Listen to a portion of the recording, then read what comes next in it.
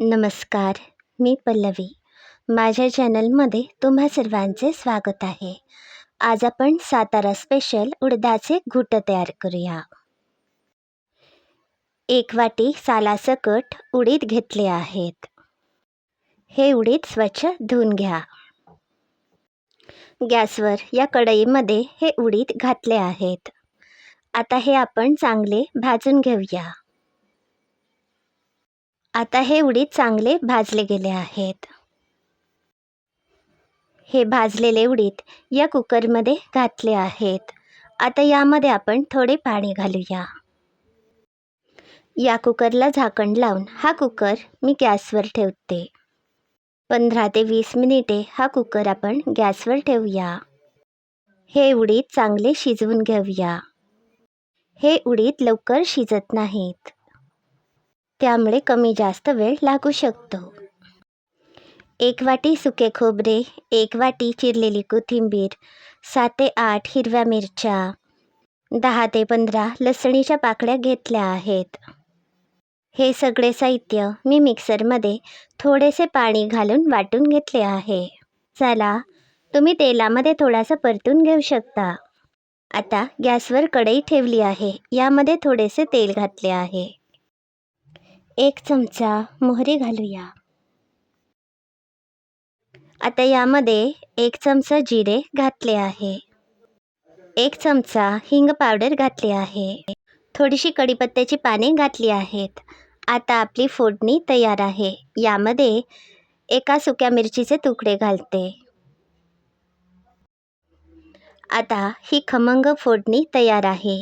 यामध्ये आपण मगाशी तयार केलेले खोबऱ्याचे वाटण घालूया. मिक्सरच्या भांड्याला वाटण लागले होते, त्यामुळे 1 वाटीभर पाणी घालून मिश्रणसुद्धा यामध्ये घातले आहे. पुन्हा 1 वाटी पाणी घातले आहे. हे वाटण आता 5 मिनिटे चांगले उकळूया. आता 20 मिनिटांनी मी कुकर उघडला. यातील उडीद मी बाजूला काढून घेतले आहेत. हे पाणी वेगळे केले आहे. शिजवून घेतलेले उडीद थोडेसे कुटून घेतले आहेत. आता हे खोबऱ्याचं वाटण चांगलं शिजले आहे. यामध्ये हे कुटलेले उडीद घालूया. 2 वाट्या पाणी यामध्ये घातले आहे. हे उडदाचे घुटे 5 ते 8 मिनिटे चांगले उकळूया. हे उडदाचे घुटे भाकरीसोबत सर्व करा किंवा भातावर सुद्धा तुम्ही घेऊ शकता. आता यामध्ये चवीप्रमाणे बारीक मीठ घातले आहे. मिठाचे प्रमाण आवडीनुसार कमी अधिक करू शकता. हे बघा, हे आता चांगले उकळत आहे. तेलाचा तवंगही वर आला आहे. यामध्ये 1 चमचा हळद घातली आहे. हे उडदाचे घुटे अगदी पातळ किंवा अगदी घट्ट असे करू नका. मध्यम प्रमाणातच ठेवा. हे उडदाचे घुटे चवीला खूपच छान लागते. हे उडदाचे घुटे तयार करताना तुम्ही अख्ख्या उडीदांबरोबर थोडीशी तूर डाळ किंवा चणा डाळसुद्धा घालू शकता.